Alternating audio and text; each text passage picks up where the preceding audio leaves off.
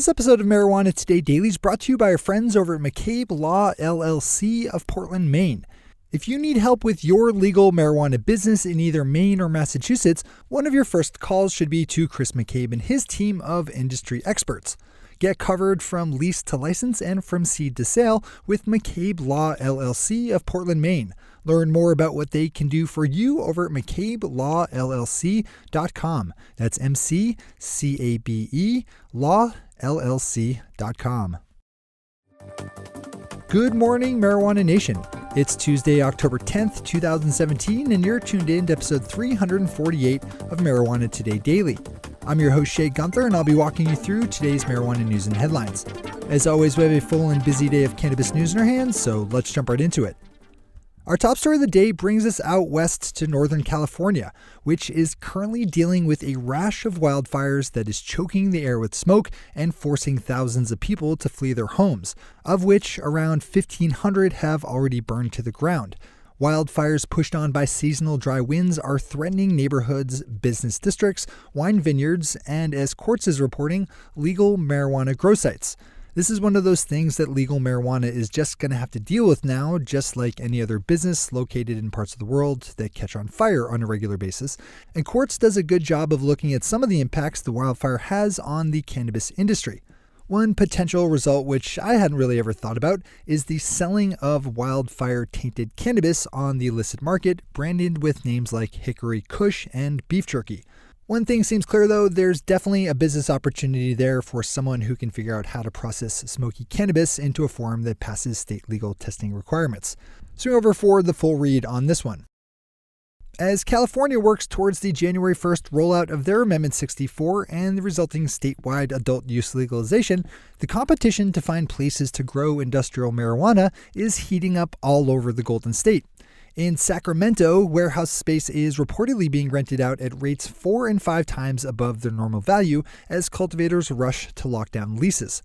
While this is obviously good news for warehouse owners, it does have a significant ripple effect on other businesses who can't afford to pay the increased rates for space.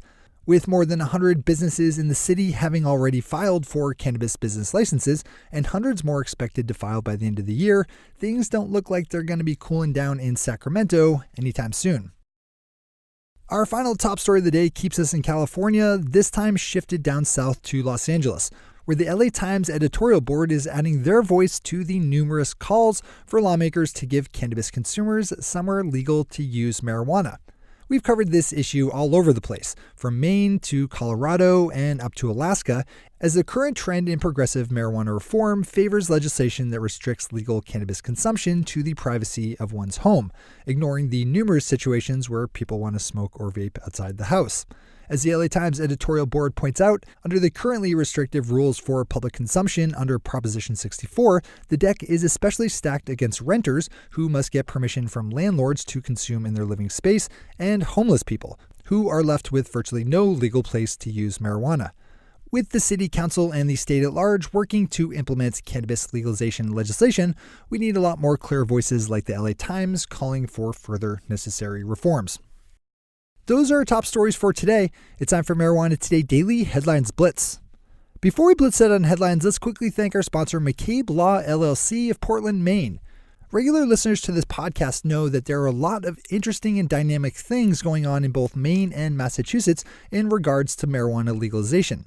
There's a lot of opportunity to grab here, but at the same time, plenty of competition and complications, making success an unsure proposition.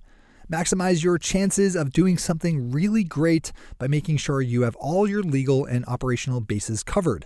You get that and more when you work with the pros at McCabe Law LLC of Portland, Maine.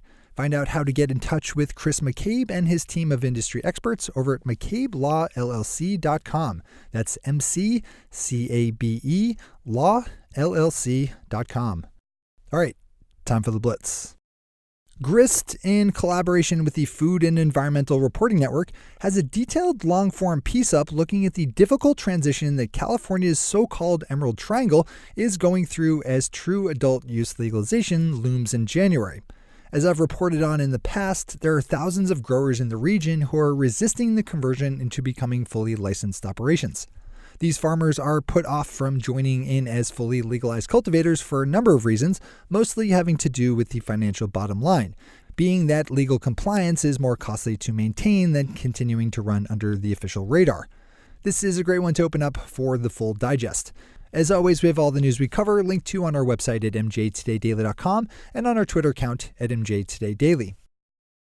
A peer-reviewed study conducted by researchers at Chicago's DePaul and Rush universities adds fuel to the argument that medical marijuana can be helpful in reducing the amount of prescription drugs used by medical marijuana patients. The study was small in size with just 30 volunteers and asked respondents about their use of medical marijuana as it related to other ailments and treatments. Across the board, respondents said that medical marijuana was preferable to conventional medicines used to treat seizures and pain disorders, as well as complications from HIV and cancer. With another good long-form piece up looking at how complicated the process of legalizing marijuana can be is Leafly, who dove into Canada's ongoing efforts to roll out nationwide legal adult use by next summer. Though the national aim is to legalize marijuana in all of Canada, individual provinces are being left to work out the details for how they'll actually do it.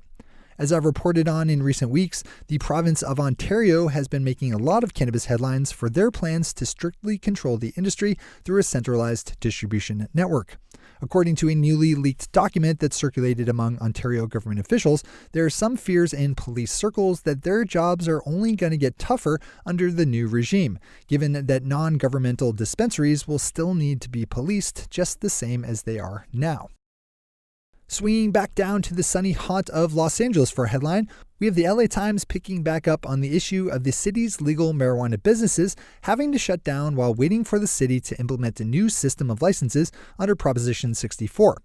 As things currently stand, around 80% of the city's legal marijuana businesses will be forced to close their doors while applying for one of the new licenses.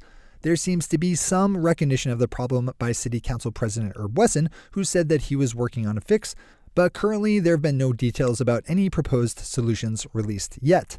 We'll obviously keep tracking this one. Tom Angel over at Marijuana Moment picked up on a Senate committee hearing being held today in the Commonwealth of the Northern Mariana Islands, a small U.S. territory located near Guam, to push the issue of adult use legalization to voters via ballot measure. I've touched on this story a number of times in the past, with Republican Senator Sixto Ixomar introducing legislation to ask voters to legalize adult use marijuana in November of next year. His bill faces a number of legislative and public hearings before going up for consideration by the governor, but if passed and then approved by voters, would give adults ages 21 and older the right to use and possess up to 4 ounces of cannabis each, while also setting up a system for legal sales.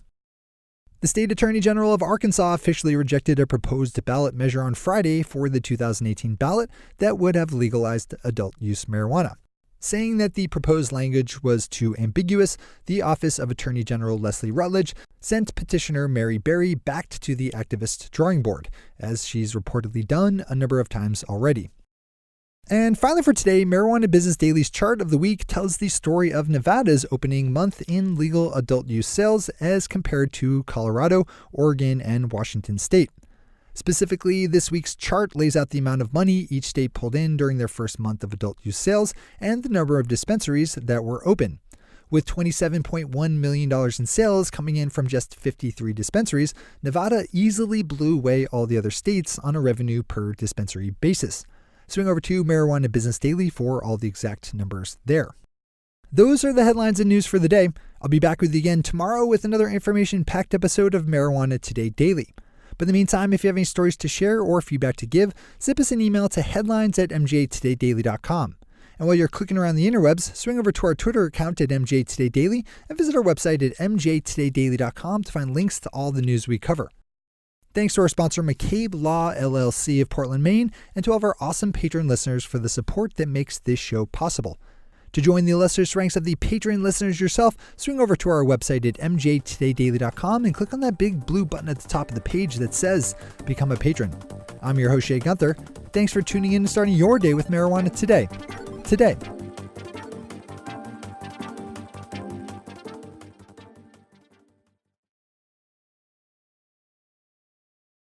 One take, Shay. One take.